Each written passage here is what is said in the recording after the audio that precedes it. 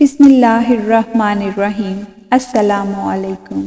نئے آنے والوں سے گزارش ہے کہ ہمارے چینل کو سبسکرائب کر لیجئے اور ساتھ ہی بیل آئیکن کو دبا دیجئے تاکہ نئی آنے والی ویڈیوز کا نوٹیفیکیشن آپ کو بر وقت ملتا رہے۔ شکریہ۔ سورۃ بقرہ آیت 259۔ کیا تم نے اس شخص کو نہ دیکھا جس کا ایک بستی پر گزر ہوا اور وہ بستی اپنی چھتوں کے بل گری پڑی تھی؟ تو اس شخص نے کہا، اللہ انہیں ان کی موت کے بعد کیسے زندہ کرے گا؟ تو اللہ نے اسے 100 سال موت کی حالت میں رکھا، پھر اسے زندہ کیا۔ پھر اس شخص سے فرمایا، تم یہاں کتنا عرصہ ٹھہرے ہو؟ اس نے عرض کی، میں 1 دن یا 1 دن سے بھی کچھ کم وقت ٹھہرا ہوں گا۔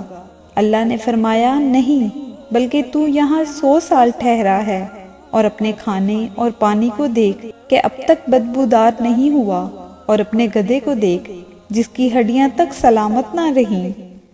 اور یہ سب اس لیے کیا گیا تاکہ ہم تم لوگوں کے لیے ایک نشانی بنا دیں، اور ان ہڈیوں کو دیکھ کر ہم کیسے انہیں اٹھاتے زندہ کرتے ہیں، پھر انہیں گوشت پہناتے ہیں۔ تو جب یہ معاملہ اس پر ظاہر ہو گیا تو وہ بول اٹھا، میں خوب جانتا ہوں کہ اللہ ہر چیز پر قادر ہے۔ تفسیر خازن میں ہے کہ جب بخت نصیر بادشاہ نے بیت المقدس کو ویران کیا اور بنی اسرائیل کو قتل و غارت گری کر کے تباہ کر ڈالا، تو ایک مرتبہ حضرت عزیر علیہ السلام کا وہاں سے گزر ہوا۔ آپ کے ساتھ ایک برتن کھجور اور ایک پیالہ انگور کا رس تھا، اور آپ ایک گدھے پر سوار تھے۔ تمام بستی میں پھرے لیکن کسی شخص کو وہاں نہ پایا۔ بستی کی عمارتیں گری ہوئی تھیں۔ آپ نے تعجب سے پوچھا، اللہ تعالیٰ انہیں ان کی موت کے بعد کیسے زندہ کرے گا؟ اس پر اللہ تعالیٰ نے اپنی اس نشانی کا ظہور ان سے فرمایا۔ اس کے بعد آپ علیہ السلام نے اپنی سواری کے جانور کو وہاں باندھا اور خود آرام فرمانے لگے۔ اسی حالت میں آپ کی روح قبض کر لی گئی اور گدھا بھی مر گیا۔ یہ صبح کے وقت کا واقعہ ہے۔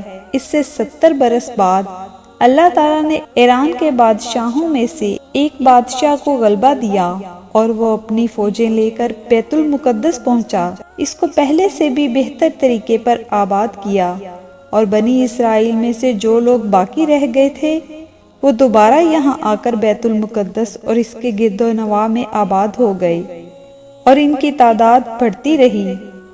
اس پورے عرصہ میں اللہ تعالیٰ نے حضرت عزیر علیہ السلام کو دنیا کی آنکھوں سے پوشیدہ رکھا، اور کوئی آپ کو دیکھ نہ سکا۔ جب آپ کی وفات کو 100 سال گزر گئے تو اللہ تعالیٰ نے آپ کو زندہ کیا۔ پہلے آنکھوں میں جان آئی، ابھی تک تمام جسم میں جان نہ آئی تھی۔ بقیہ جسم آپ کے دیکھتے دیکھتے زندہ کیا گیا۔ یہ واقعہ شام کے وقت غروب آفتاب کے قریب ہوا۔ اللہ تعالیٰ نے حضرت عزیر علیہ السلام سے فرمایا، تم یہاں کتنے دن ٹھہرے؟ آپ نے اندازے سے عرض کیا کہ 1 دن یا اس سے بھی کچھ کم وقت۔ آپ کا خیال یہ ہوا کہ یہ اسی دن کی شام ہے جس کی صبح کو سوئے تھے۔ اللہ تعالیٰ نے فرمایا، تم یہاں 100 سال ٹھہرے ہو۔ اپنے کھانے اور پانی یعنی کھجور اور انگور کے رس کو دیکھو کہ ویسا ہی صحیح سلامت باقی ہے، اس میں بو تک پیدا نہیں ہوئی، اور اپنے گدھے کو دیکھو کہ اس کا کیا حال ہے۔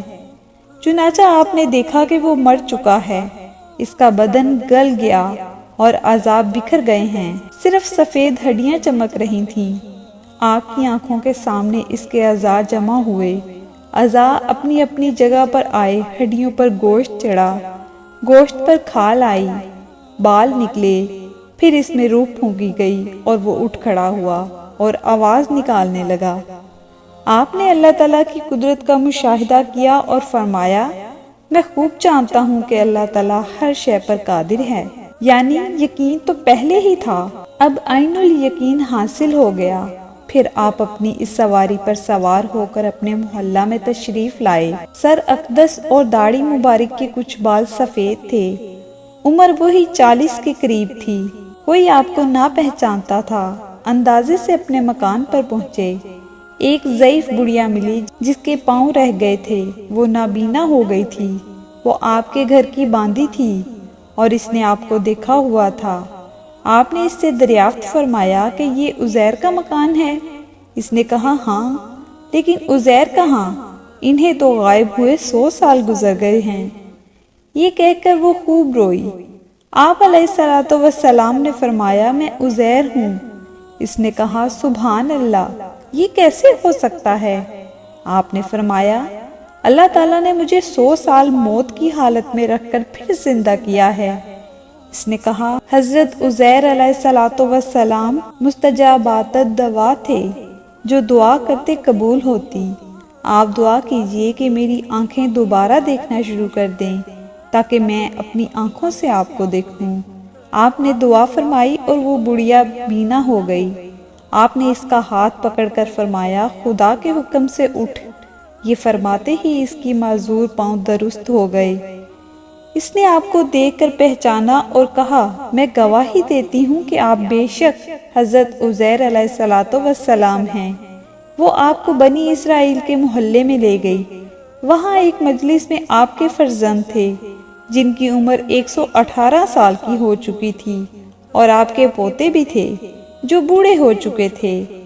بڑھیا نے مجلس میں پکارا کہ یہ حضرت عزیر علیہ السلام تشریف لائے ہیں۔ اہل مجلس نے اس عورت کو جھٹلایا۔ اس نے کہا مجھے دیکھو، ان کی دعا سے میری حالت ٹھیک ہو گئی ہے۔ لوگ اٹھے اور آپ کے پاس آئے۔ آپ کے فرزند نے کہا کہ میرے والد صاحب کے کندھوں کے درمیان سیاہ بالوں کا ایک ہلال یعنی چاند تھا، جس میں مبارک کھول کر دکھایا گیا تو وہ موجود تھا۔ نیز اس زمانہ میں توریت کا کوئی نسخہ باقی نہ رہا تھا، کوئی اس کا جاننے والا موجود نہ تھا۔ آپ نے تمام توریت زبانی پڑھ دی۔ ایک شخص نے کہا کہ مجھے اپنے والد سے معلوم ہوا کہ بخت نصیر کی ستم انگیزیوں کے بعد گرفتاری کے زمانہ میں میرے دادا نے توریت ایک جگہ دفن کر دی تھی۔ اس کا پتہ مجھے معلوم ہے۔ اس پر جستجو کر کے توریت کا وہ دفن شدہ نسخہ نکالا گیا، اور حضرت عزیر علیہ السلام نے اپنی یاد سے جو توریت لکھائی تھی اس سے مقابلہ کیا گیا تو ایک حرف کا فرق نہ تھا۔ اس طرح لوگوں کو یقین ہوا کہ یہی حضرت عزیر علیہ السلام ہیں۔